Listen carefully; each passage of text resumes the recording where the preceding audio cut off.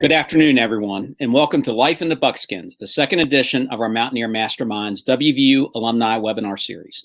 My name is Kevin Berry, and I'm the Associate Director of the WVU Alumni Association. Joining me this afternoon are WVU alumni Derek Fincham and Rock Wilson, who served as the 57th and 51st Mountaineer Mascots, respectively. Topics of conversation with Derek and Rock will include tales from their multi-year service in the iconic role, insights into their unique experiences while wearing the Buckskins, and how being the Mountaineer has changed their lives. But before we get started, just a reminder, we'll be opening up the conversation to a Q&A with our viewers during the second half of the webinar. So if you think of a question you'd like to ask our guest speakers, please feel free to drop it in the comments section, and we'll be happy to address your questions as long as time permits. As I mentioned a moment ago, we're joined by Derek Fincham and Rock Wilson. As the son of two proud West Virginia University alumni, the love for WVU ran deep for Derek Fincham from a young age. Derek grew up in Petersburg, West Virginia, and Grant County, playing high school football, wrestling, and running track. In addition to his athletic interests, he was a student body president, a member of the National Honor Society, and a 4-H All-Star. Derek entered WVU in the fall of 2001, pursuing a degree in religious studies. During his time as an undergraduate, he was heavily involved in collegiate 4-H, Mountain Honorary, and was a proud Mountaineer maniac. He was also a member of the Colleges Against Cancer, Red Cross, Philosophy, and InterVarsity clubs. In 2004, Derek was selected and served as the 57th Mountaineer Mascot for 2 years. After his baccalaureate degree, Derek earned a master's degree in rehabilitation counseling at WVU in 2007. Following his graduation, he accepted a job at WVU in the Office of Accessibility Services, working with students with disabilities. In this position, he created the Mountaineer Academic Program, now called the MindFit Program, a fee-for-services program that provides academic support for students with disabilities.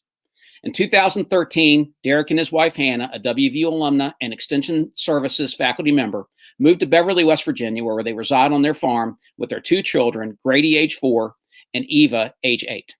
Derek currently works at Davis Elkins College as the coordinator of academic support in the Naylor Learning Center, overseeing campus writing and tutoring support, and as an adjunct faculty member in psychology and sociology.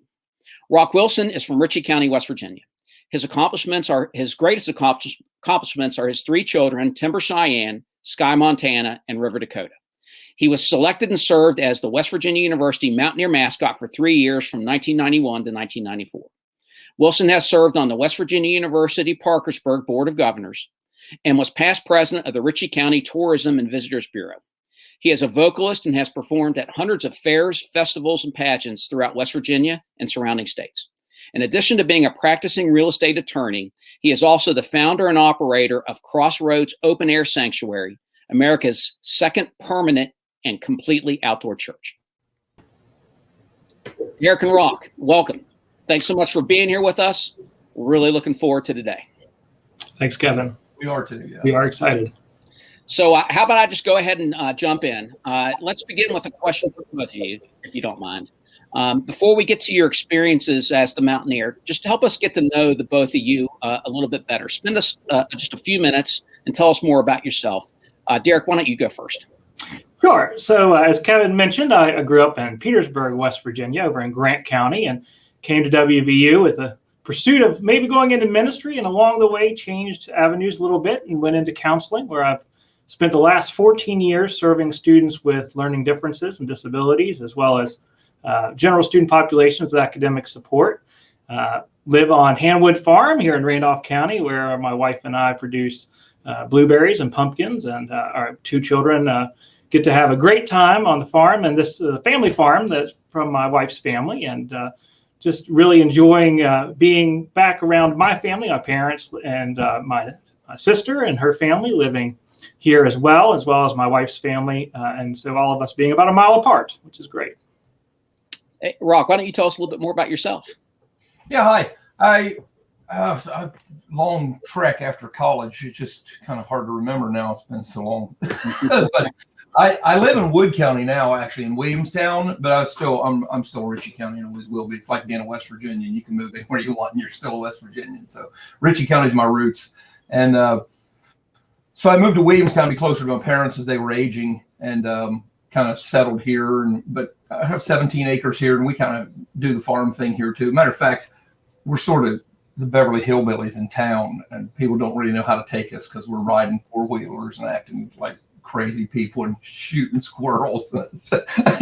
I'm 2 doors out of the city limits, and that's bad news for my neighbors because I can still shoot squirrels. So it's but we have a great time here, and I'm sort of a practicing lawyer. I had a real estate law office for a long time, and now I kind of don't really practice anymore. I have about 5 or 6 clients that do a lot of real estate, and that's kind of what I do. And don't really have an open office. We work here at home and have a home office, and it's nice. So I'm my own boss, and I get to kind of do what I want. So I have another question for the both of you. And what I want to do is kind of shift towards your decision to enroll in Morgantown. Why don't you just tell the audience why you decided to attend WVU? And Rock, why don't you go first, please? Yeah, I actually went locally to what was Parkersburg Community College at the time. That was more my parents thinking you have no business being on your own anywhere. So I stayed close to home for a while. Then I went to Fairmont State, and I was doing a criminal justice degree, and I got my bachelor's from Fairmont State. And I knew I didn't want to. I actually wanted to be a forest ranger. That was my goal in my life, was to be a forest ranger. So I went to WVU and enrolled in the forestry department in a master's program, which I have a master's from the forestry program at WVU that I've never used much other than just, walking in the woods. But when I got there, I had a couple friends that had gone to law school, and they kind of conned me into taking the LSAT with them. And I did well, and the rest is history. I kind of got into law school, and that'll be part of our discussion, is trying to be the Mountaineer while you're enrolled in law school. That was probably not the wisest move, but I got through it. And anyway, so that's how I ended up at WVU. But I always wanted to go to WVU. All my friends were there, and it's, of course, growing up in West Virginia, WVU is it, right? I mean, that's where you want to be. That's just where you want to be. So Derek, why did you decide to enroll at WVU? Well, both my parents, of course, proud alumni, and getting their degrees in education at WVU. And growing up, my dad was a high school football coach, so we oftentimes would come up to the games. Back then, they would allow the coaches to bring the teams and so on. And, I was around the campus, but as I got older, I toured a few other campuses. And in fact, an anecdotal story, we, as high school seniors, they trek you all over the state and in the region. And growing up in Petersburg, we go over the mountains and we see JMU. And it was the day after we went to Morgantown, and JMU's, leader said, "Well, we're so sorry for all of the hills you have to go up and down." And of course, we all got a chuckle out of that. But I really didn't think about going anywhere else. I just knew that Morgantown was the right place for me. It felt like the right place for me. My sister was there pursuing her degree in education, teacher education, and was entering into her senior year when I was coming up as a freshman. And it was the right place for me to be. And then, I had such a wonderful experience with outstanding teachers like Aaron Gale and Sharon Ryan and Dr. Bill Arnett that, inspired me to stay at WVU. And when I met Bob Marinelli in the counseling program at WVU, I think within a 45-minute conversation with him, I had decided to give up on moving on to seminary and stay in Morgantown for another 2 years and get another degree, which was very much worthwhile and has changed my life in dramatically wonderful ways.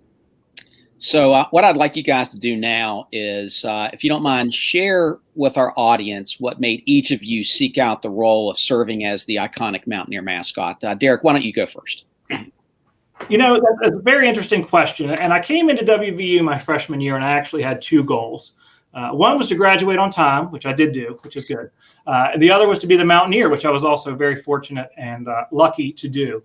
And so my freshman year, I did try out, and I actually got to the interview phase, which is pretty amazing, knowing now what all was involved in becoming the Mountaineer. And then in my sophomore year, I tried out. I became the alternate Mountaineer for what would be my junior year under Trey. And I remember both when I tried out my freshman year and my sophomore year, Andy Koger and Brandon Flower both, saying, keep at this, and so luckily enough, when I applied my junior year, which would have been going into my senior year, I was selected to be the Mountaineer for that senior year. I actually front-loaded all of my undergraduate courses to take my harder courses in my first 2 years in order to be the Mountaineer, to have the goal of being the Mountaineer. So I suppose if that hadn't worked out, I may have been a little bored in my last two years, or last year at WVU, but luckily it worked out for me. So Rock, why did you decide to seek out the role of being the Mountaineer? Well, I rear loaded my class to have the hardest class during my time out here, which I did. I just want to say something kind of funny. It's interesting that Derek was wanting to go to seminary, and I went to WVU and was partying, and now he's at WVU partying, and I'm a minister. So that's kind of funny. We've reversed roles. But when I went to WVU, I knew I wanted to be the Mountaineer.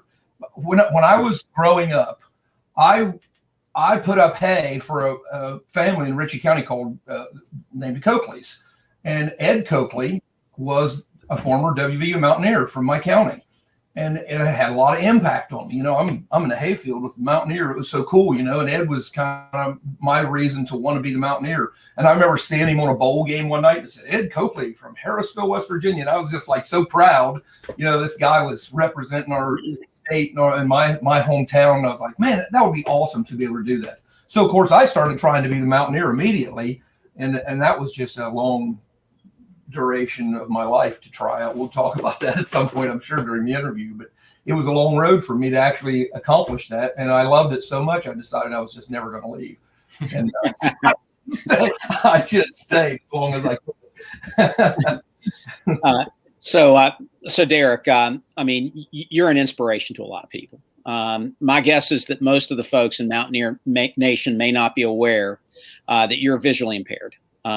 You have excelled as a college student. You excelled in the roles of the Mountaineer, and frankly, you've excelled in life with a condition referred to as low vision. Can you talk for a few minutes about serving in the role as the Mountaineer with a visual impairment? And can you also talk about the work that you have done over the years to advocate for individuals with low vision? Sure. So, there's the book about the Mountaineer on campus and how he walks across campus in his buckskins and with his rifle. And in all honesty, that was me many times, right? As an individual who couldn't drive, I walked around campus a lot with my duffel bag and the gun over the shoulder. And, I'd show up the Alumni Center and get dressed, or at the W Children's Hospital and get dressed, or the Mountain Lair, or wherever it might be. And so, I did rely quite heavily on great college roommates, Becca Fent Clark, who works in WVU Extension now, and one of my best friends growing up in Petersburg, Nick Bohr, who was a roommate of mine in graduate school, and who's a lawyer now, graduate of WVU Law School. And they helped drive me around, but my now wife was my girlfriend at the time, and I really relied on Hannah quite a bit too. She shuttled me back and forth from many appearances in the Coliseum and all over town. And that required a lot of scheduling and planning and foresight sometimes on my part to make that work, and on their parts to be willing to do that, which I'm forever grateful for. But I had some great opportunities related to meeting with individuals and being able to share what low vision is. I was part of the launch of the LeVar Burton Eye Institute at WVU, and got to meet LeVar Burton. And as a child, growing up watching Reading Rainbow every night, thinking about this larger than life person. I did not watch Star Trek, about Geordi, and here you see me wearing a Geordi, which is a low vision aid that can help with reading and sight at distance. But I knew him from Reading Rainbow, right? That was how I related to LeVar, and it was just fascinating to meet this man. And my mom actually got to go along with that as a low vision. She has her master's in low vision. She actually left a master's program in reading to get her master's in low vision when I was born with my visual impairment, which, I'm forever grateful as well. And, she got to meet LeVar too and be a part of that, which was really, really quite neat. And so, it did create some unique challenges. I had to position myself in the right place to see the scoreboard at the right time to know when to fire off the rifle, which the correct time to fire off the rifle is at the beginning and end of the halves. Just for the Mountaineers who like to go on quarters, you're wrong. But that's a different story for a different day. And so, there were some things like that I had to do in order to make it work. And, it really shaped my advocacy as a person who believes in the importance of legal accommodations and right to access for work for individuals with disabilities, and kind of where my career has taken me since then. So Rock, you're one of two individuals who has served as the Mountaineer for 3 years. By the way, the other is Boyd Slim Arnold from 1937 to 1939. And as you alluded to a little while ago, it's my understanding that you tried out for the role 3 times prior to being appointed the Mountaineer. So can you talk a little bit with us about your perseverance through multiple application processes? And why don't you also talk about, you mentioned that you were a law student. Talk about the demands of juggling law school and working on a master's degree while working as the busiest mascot in the country. The thing about that I'm probably most proud of is my perseverance. I just was determined that I was going to be the West Virginia Mountaineer. My first time I tried out, I finished runner-up. And I was like, hey, this is cool. I'm just fill my ear. And at that time, the alternate Mountaineer did nothing. I don't ever remember even being in uniform ever for anything. I was the alternate, and it was kind of a cool role. Second year, same thing. I finished runner-up. That was a little disappointing because I'm like, I really thought I had a shot this time. And again, did nothing, never went to any events or anything. The third year, when Natalie won, I didn't even finish in the top 4. And what I'm most proud of is most people probably would have quit at that point.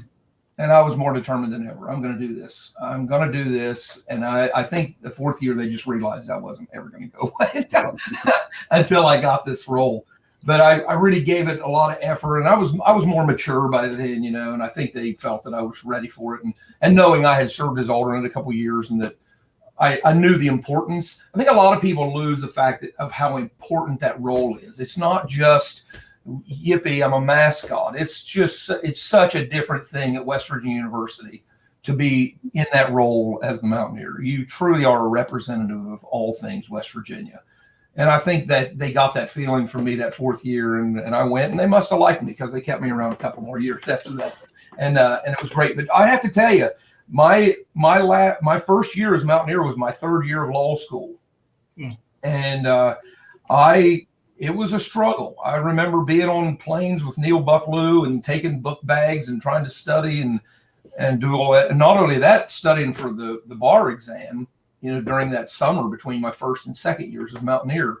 So it was a real struggle. But I think that's what really impressed them to vote me in the 2nd year, was that I was able to pull that off and pass the bar exam. And I remember it was funny, the 2nd year I was Mountaineer, I remember a TV episode where I was on as a Mountaineer, and one of the ESPN announcers said, if you want proof that there's too many lawyers in the country, that guy's a lawyer. And I was down there in my Mountaineer uniform, shooting my musket. So that was kind of cool. So, but it was tough for me, but those are the kind of things that make you, right? I mean, that's what makes you who you are. And so it toughened me for the rest of life, actually, probably all those experiences. That was good. So Derek, why don't you share with the audience some of your role models, both personally as well as when you were serving as the Mountaineer? Well, sure. I think that as the Mountaineer, we all, and in the other series, you've heard the same thing. We look up to former Mountaineers, right? I can remember in my younger days with Andy being up in the stands, he always came up in the bowl, which I always thought was so great. He came up to where the people were. Brandon and Scott, Scott Moore actually was a state 4-H friend of mine, and so somebody that I knew in that capacity. And like Rock was saying, look up to him when he's in a leadership role there in front of you at the Older Members Conference. And and Brandon, his encouragement down to helping me try to figure out how to grow a mustache, which was not easy for me. Of course, neither was the beard, as we know. And they all just gave me great advice. We're always there to answer questions.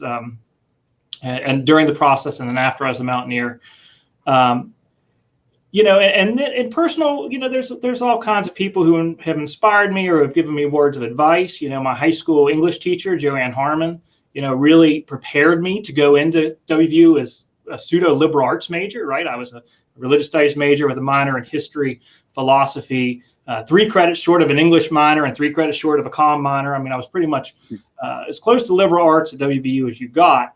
And so her encouragement, of course, my parents, I have mannerisms and emulate my father probably more than I should at times, but his leadership as an educational leader and administrator and teacher, and my mom as an educational leader and administrator over the years, I think have played great roles. I had, as I said, outstanding faculty throughout my undergraduate and graduate career that also acted as personal inspirations.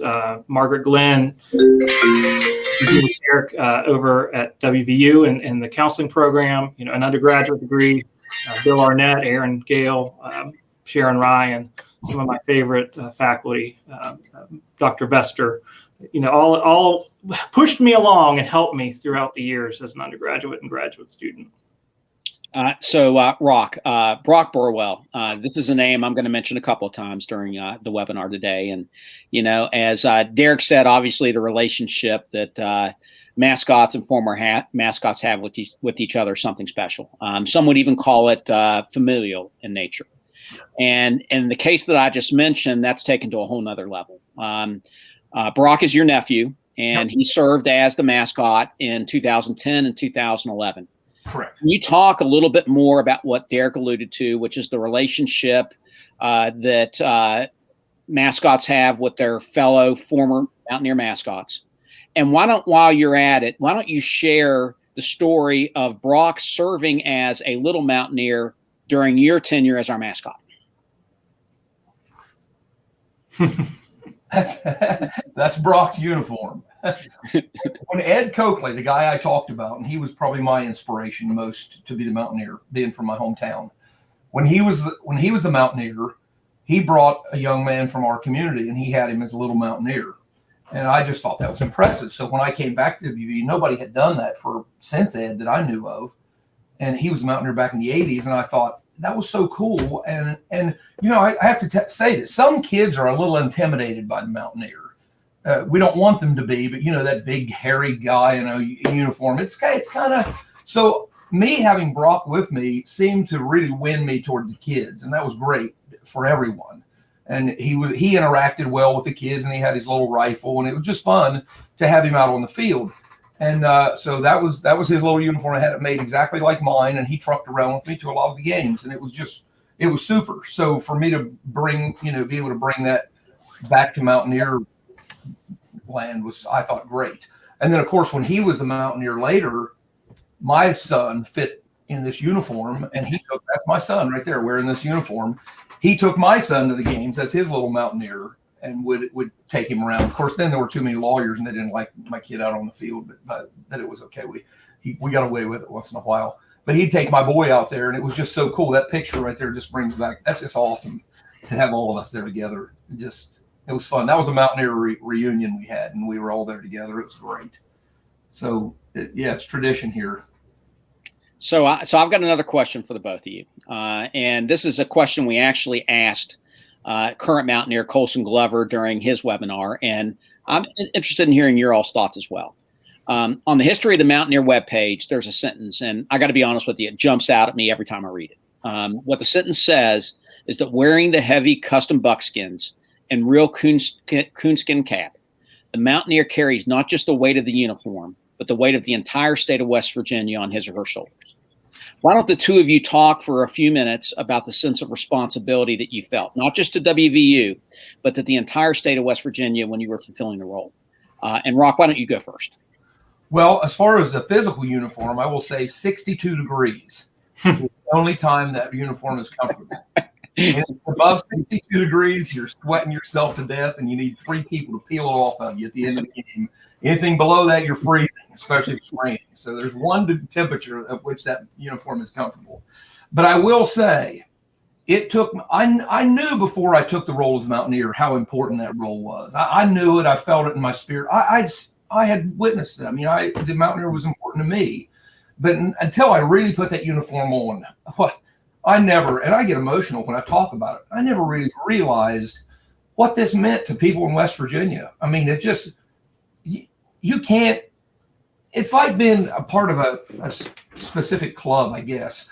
I can't explain it to you, Kevin, or to the people listening today. Only Derek would understand what the real feel you get for what it means to West Virginians to see you in that uniform and the pride they feel in what you're doing. It was just amazing. I mean, I can't say it enough. I really felt more popular than the governor. And at the time, I probably was Gaston. So, but anyway, it was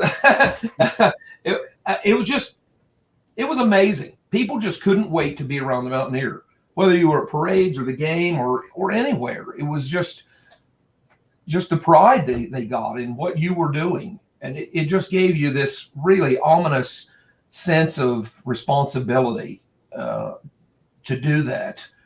And why I always tried to, stay within the realm of what I needed to do. We got ornery and we tried to have fun, but at the same time, I knew the respect that this position deserved.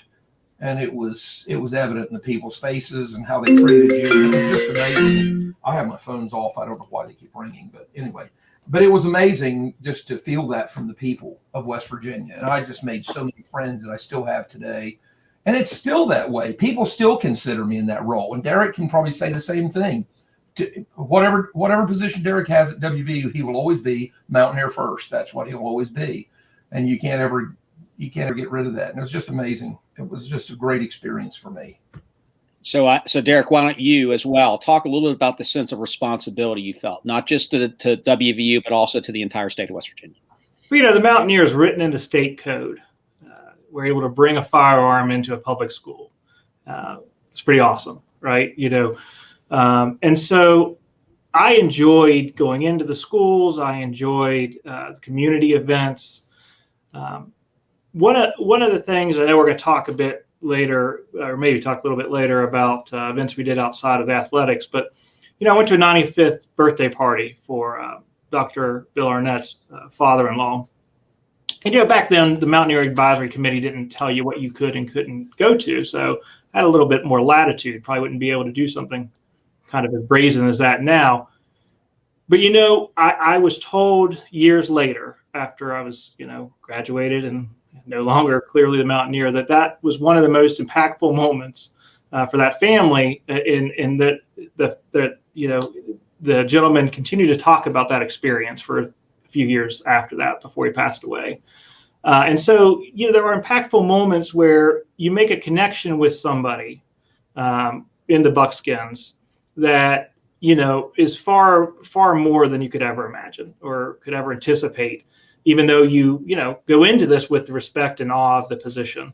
And it does. And like Rock says, I mean, you still, to this day, I go and talk to our first-year student athletes here at D&E, and a friend of mine who coordinates that course always reminds them of my past position and shows, multiple pictures of my terrible beard and me as the Mountaineer, and then that's a good way in with our student athletes, right? How we can relate to the requirements of athletics, and so it doesn't leave you; it stays with you, and no matter where you would go in or out of the Buckskins when you were the Mountaineer, you were recognized, and you had to remember that and try to maintain that decorum. It was very, very important. So. Well, as a reminder for our participants, if there are any questions that you would like to ask either Derek or Rock, drop those in the comments section. We're going to be transitioning to questions from the audience here in a bit. A question for the both of you. The late Marvin Watring was the legendary gunsmith who handcrafted the Mountaineer Mascot's rifle for decades. Can you talk a little bit about the relationship that each of you developed with Marvin during your terms as the Mountaineer? And can you also talk not just about what he meant to you personally, but what he meant to the symbolism of the Mountaineer position as well? Derek, why don't you go first? So, when I was selected the Mountaineer and went out to meet Marvin, and because I couldn't drive, my now wife, then girlfriend, drives me out to meet Marvin, and start talking and realize that my wife's grandfather, Don Wood, who, another interesting fact about Don, his grandfather, James Ward Wood, was the founder of Kappa Alpha Order. So any KA alum listening today from Hardy County at Washington Lee University. But Don had worked with Marvin in the USDA and the Soil Conservancy, which is now called NRCS. And they worked together for years. And in fact, they both loved to make knives. So Marvin and my wife's grandfather would make knives there on the job. Of course, they're now obviously both deceased and retired, so the government can't ask for back pay for that leisure activity. And so I actually have a knife that Marvin had made my wife's grandfather when they worked together back in the 70s, as well as a knife that Marvin gave my wife's grandfather for his 85th birthday when he came all the way, here to see Dawn on his birthday. But during that first meeting with Marvin, that this connection was made. He was always so gracious. You never had to call ahead. You knew Marvin would be in his shop. In fact, I only remember one time I showed up and Gene said, no, I think he was at church or somewhere. And, but he was always in his shop, and he was willing to take as much time as he could with you to help you however you could, to do whatever he could do for you, to educate you, to tell a good story. And, the last experience I had with Marvin, I had to bring the rifle he had made for me after being the Mountaineer. There was a little repair I needed made. And as he was doing it, I remember the screwdriver slipped on the buttstock and made this little mark on it. And, for a split second, I was like, oh. But now every time I pick up that rifle and I see that, I remember that experience of that last trip out to the shop, the last time we got to sit down and interact and talk. And, I'm so glad Gene is carrying on that tradition for his father.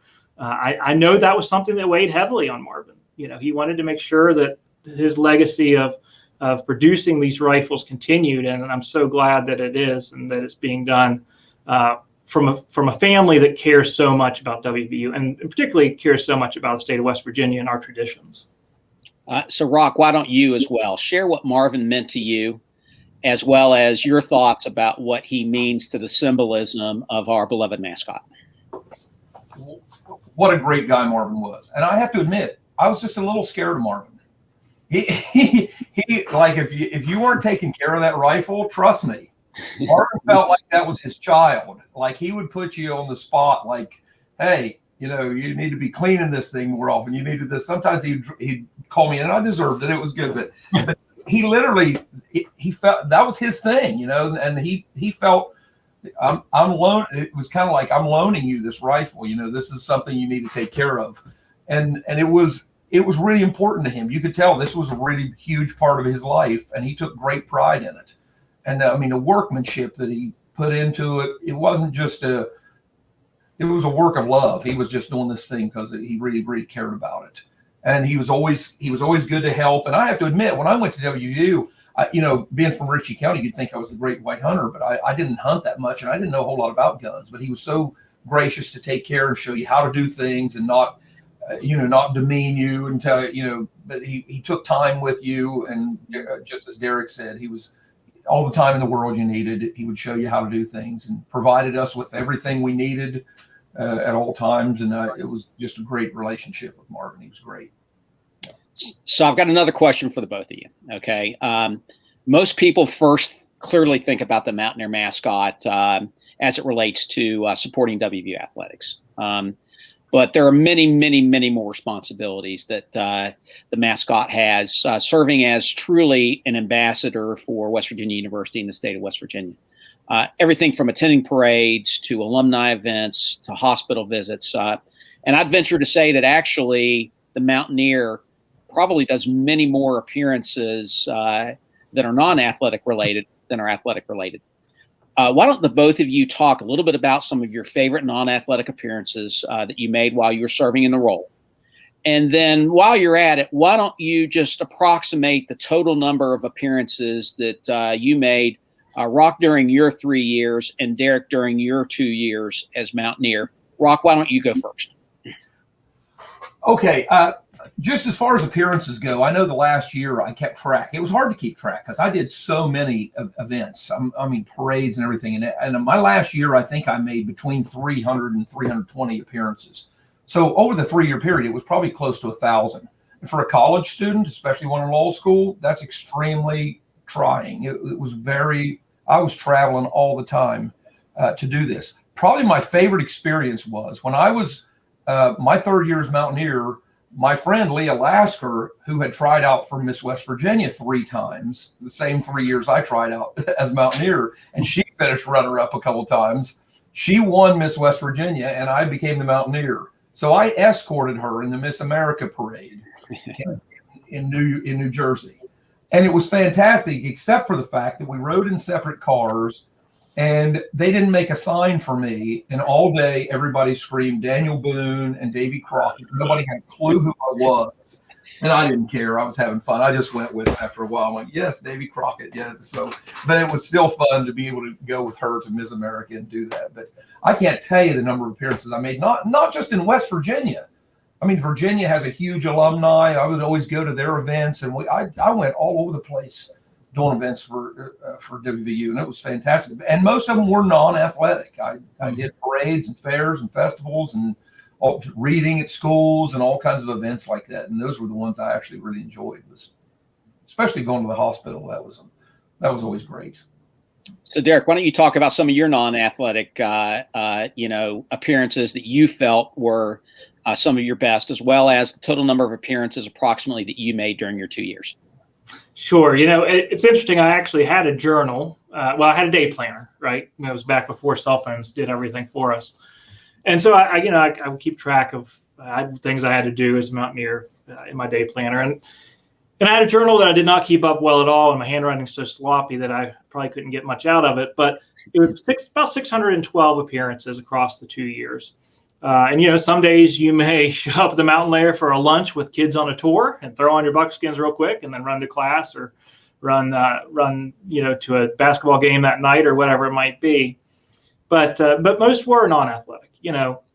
Even though I went to as many major and minor sports at WVU as I could, I tried to get to Children's Hospital every week. That was one thing I really cared about. And in the beginning, maybe I was a little less engaged in that, maybe every other week. Until I had an experience with a young girl. I went in and I talked to her, nothing out of the ordinary that you wouldn't do normally as the Mountaineer, going in room to room. And when I came out of the next room down, the mother was in the hallway and she was clearly emotional. And she said, "I want to give you this cookie." And I said, "Okay." And the little girl was from Oakland, Maryland. I'll never forget, this circumstance behind it. But the mother looked at me. She said, "You're the first person she's talked to in 2 weeks." And that's when the role and the experience of what you're doing, impacts you in a way that does change your perspective on life and on things. And, so I did try to get to WVU Hospital as much as I could. Claudia Festos was the coordinator of Children's Hospital visits back then, and she and I had a wonderful working relationship. But those types of appearances. The first event I did other than the Blue Gold game was the Emeritus Dinner there with Kevin and the Alumni Association. And boy, you want to get beat up. Go into a room as the Mountaineer with a bunch of folks that are celebrating their centennial, semi-centennial, anniversary from graduating from WVU. They'll tell you how it should be and how it was and how it's going to be going forward. And that was those kind of events I always enjoyed as well. So I really like the non-athletic events as much as the athletic events. I didn't go into being the Mountaineer. I love sports and I love WVU athletics and all college athletics. But, I really I went into being the Mountaineer more for those interactions, that interpersonal connection that you have when you're in the Buckskins. So another question for the both of you.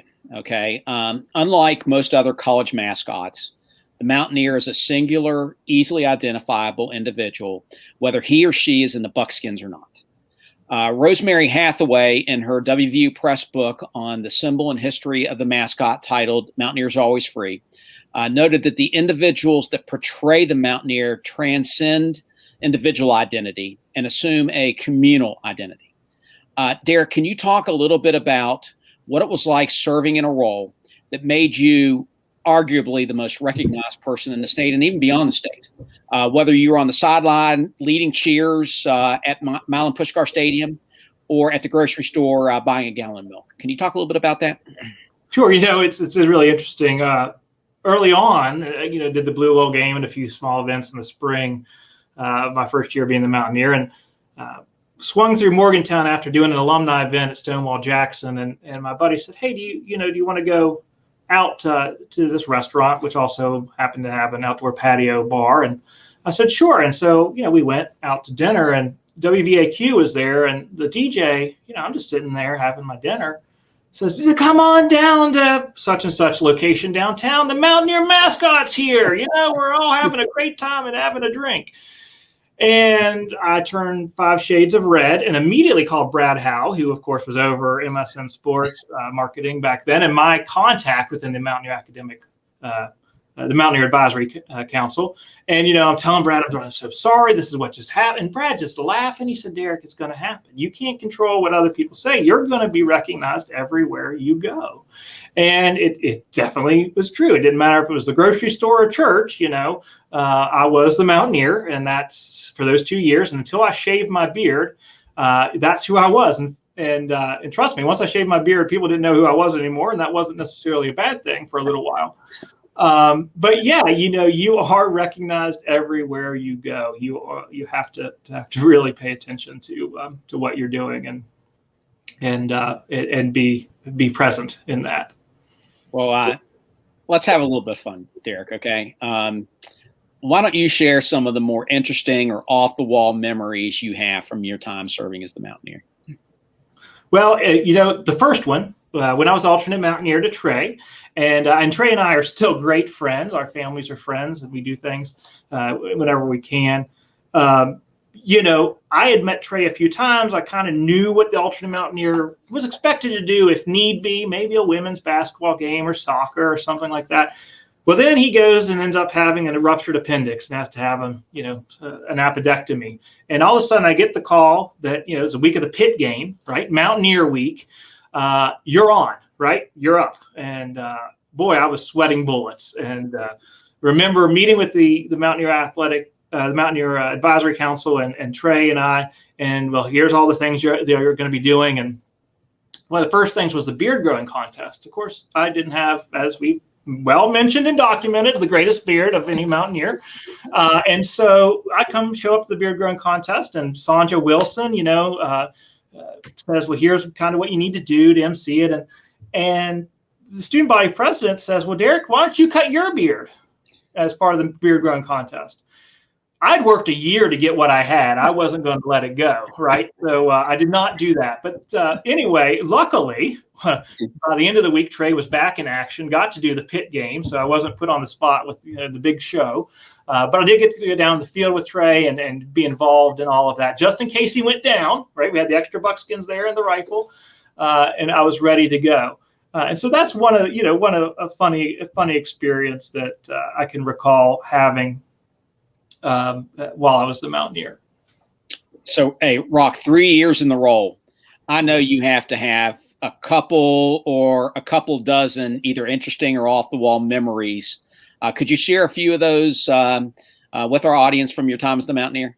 Oh, yeah. Where to begin? I tell you, I actually got in trouble a couple times, and it wasn't terrible things I did, like wasn't out drinking, carousing, but I remember one time we used to have a thing called the mascot game. And at halftime at a WVU game, different mascots would show up and we would have a halftime game. And this is terrible. We had the crash test dummies, and I think Tony the Tiger and all these mascots would get out there at halftime and play a basketball game.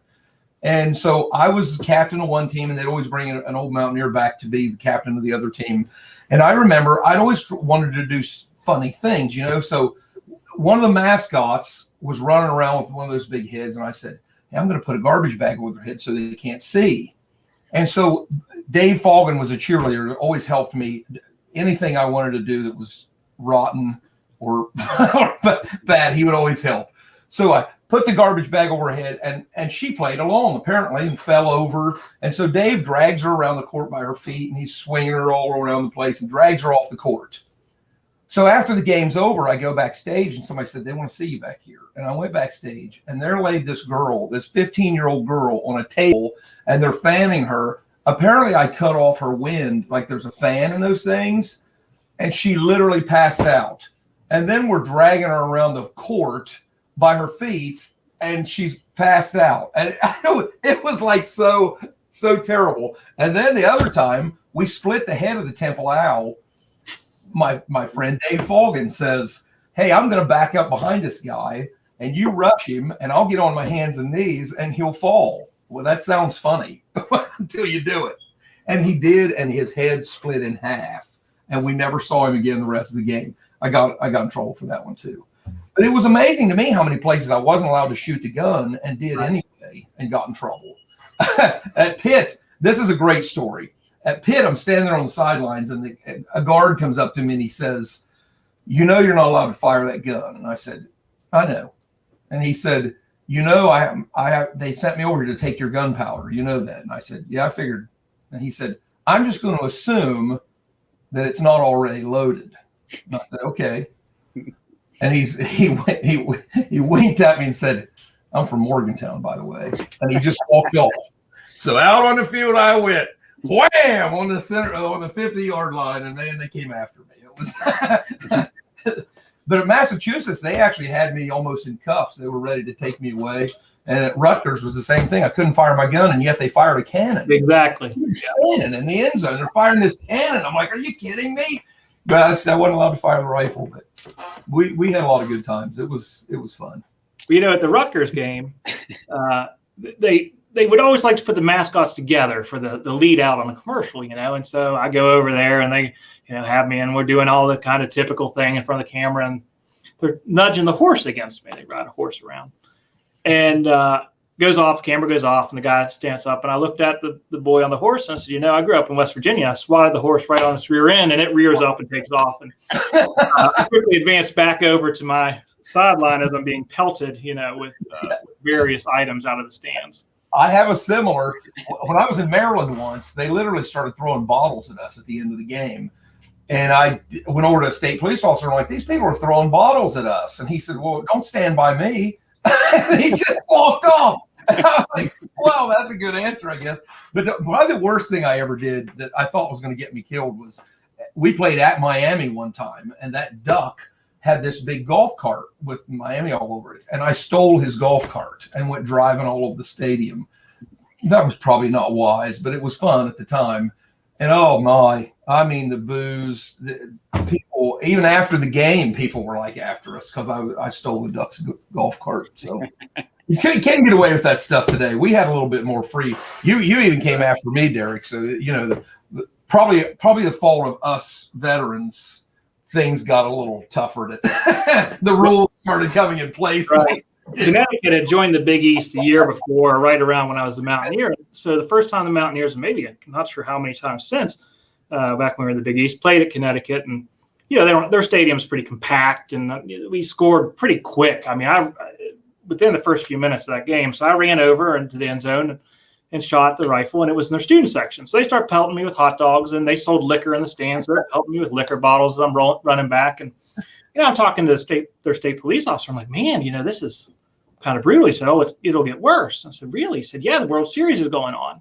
And I said, "Oh, that's right." So we had, you know, Boston and New York were playing in the World Series, and they keep giving score updates. And sections of their fans are getting cleared out because they're getting in fights against the Boston fans and New York fans in their own stadium. So by the time the game was over, there were 3 or 4 sections of fans, entire sections that had been escorted out of the stadium. So, you know, pretty fun memories. Well, I've got a few questions from the audience. If you could relive one day of being the Mountaineer mascot, what would it be? Derek, why don't you go first? That's a tough one. You know, I probably would relive my first blue and gold game, which I know is cliche, right? But there was so much anticipation and hype in the weeks leading up to that game, and for me, and starting to think about being the Mountaineer. And then you go out there, and even though it's not nearly like it is on the first game day, right? You get that experience that you'd been working towards and that fulfillment of what you were doing. And actually, you know, there's a lot of great memories surrounding that day. One of the funniest, though, is I actually took off the buckskins and had a rash. And I thought, oh my gosh, for the next, you know, year, am I going to have a rash every time I have to be the Mountaineer? But, you know, that event, you know, you got to have a soft opening, if you will, as being the Mountaineer. And then when it's over, you know, that was back when we did media day. And so you stood out there in the sun for the next hour, and just people wanted to take a picture with you. This is a very odd thing, you know, to start experiencing in your life. And so, you know, that would probably be one of them.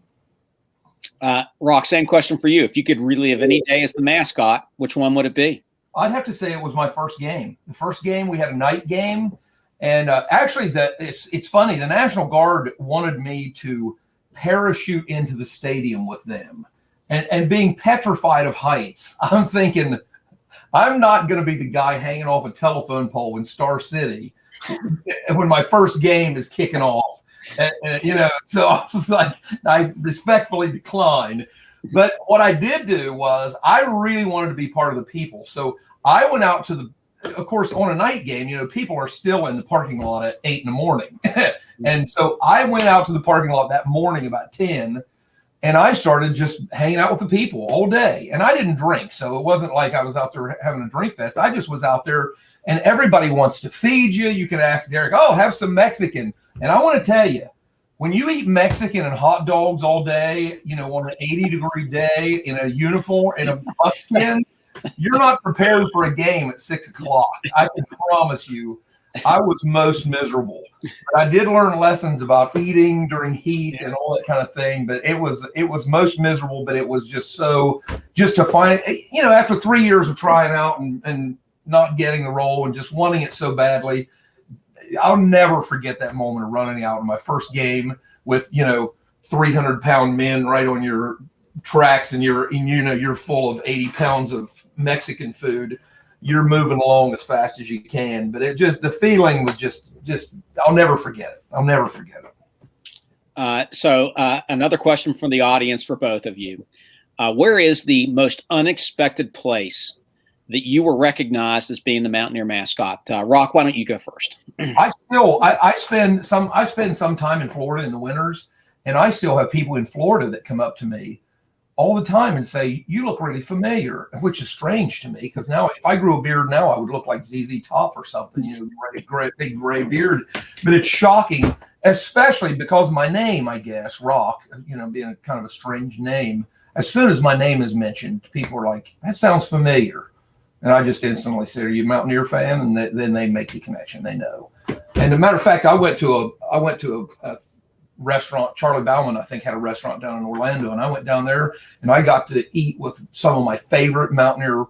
Brian Joswiak was there, who was like one of my all-time favorite Mountaineers. And he wanted to have his picture taken with me. I'm like, this is Brian Joswiak. And he's like, oh, come and meet my family. And he's like, I'm eating with him. And I'm thinking, this guy thinks more of me than I do him, because even to the Mountaineers, even to the players, the Mountaineer is just it's the representative. It's important. So Florida, I still have people that recognize me all these years later. So Derek, where is the most unexpected place that somebody recognized you as the mascot? That's a tough question. I'll tell you one of the most bizarre and unusual experiences of being recognized as the mascot. And it was probably a few years after I'd been the Mountaineer. So I came up to me and said, hey, you're in my video game. I said, well, okay. EA Sports and CA Football, they use the former Mountaineer in their next edition of the video game. And when it came out, I apparently was running the team onto the field. But Rock is exactly right. There's so many times where you'll be somewhere and say, you look really familiar, Well, I was the Mountaineer. Oh, that's right. I remember, actually that happened with my next door neighbors. Kind of funny story. I mean, this is actually a good one.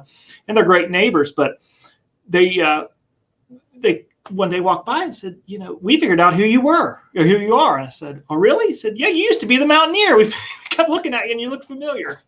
I said, yeah, that's true. So, the funny thing is, me and my children, we go to the nursing home in the winter and sing Christmas carols. And last year we sang Christmas carols at a nursing home, and a woman, one of the women who worked there, came back and said, come here, this lady wants to, and at the time I was singing too. So I had a tape that I had put out back then. And I go back in this lady's room and she says, you used to be the Mountaineer and I'm still listening to your tape. And she had my tape. And I was like, when your fans are now in the nursing home, it's probably a pretty good sign that your days are numbered. It's like my fan base is now in Pineview, so I'm starting to feel my age. So I have one last question from the audience. You both have chosen to stay in West Virginia after graduation. What advice do you have for current students at WVU who might be considering building a life and career inside the state? Rock, why don't you go first? Okay. I think there are so many opportunities in West Virginia. I'm so tired of people saying there's nothing here and there's no opportunities. There are so many opportunities for people who want to do things. And I try to point this out to my children every day. I'm like, this place is wide open for new technologies, for new things, for things that people need. It's a gold mine. It's America's best kept secret. I don't understand why people think there's no opportunity here. I suppose maybe, you know, if you want to be an interior designer, maybe, I don't know, but there are certain jobs maybe you'd want to displace. But I'm telling you, West Virginians are open for everything that America's open for. I don't understand. I have done very, very well for myself here in West Virginia. As a matter of fact, I don't know that I could have done what I do anywhere else in the country than here in West Virginia, because it was just, for my business, it was just a really good fit. But I don't believe this thing that people have to move away to have opportunity. I just don't believe it. There's plenty here for folks to do, including new businesses and new technologies. And I love West Virginia. I'll be a West Virginian at heart for the rest of my life. There's no question. So, Derek, what advice do you have? You know, working in higher education and working with students, I always remind them that opportunity is where you make it. You know, Right. West Virginia has the resources and the talent and the systems in place for anyone to find a job here, as long as they know what to look for and what they want to do. And I think it's all about having a good vision and having a desire to give back to your state, right? To serve your state in some way. And it can be either in the public sector or the private sector. It doesn't mean you have to be, working for the state to serve your state. And it also means that even if you leave the state, you might set a goal to come home, right? To go out and get the experience you need, or get the opportunity somewhere else to give back to your state, even if you're not there all the time.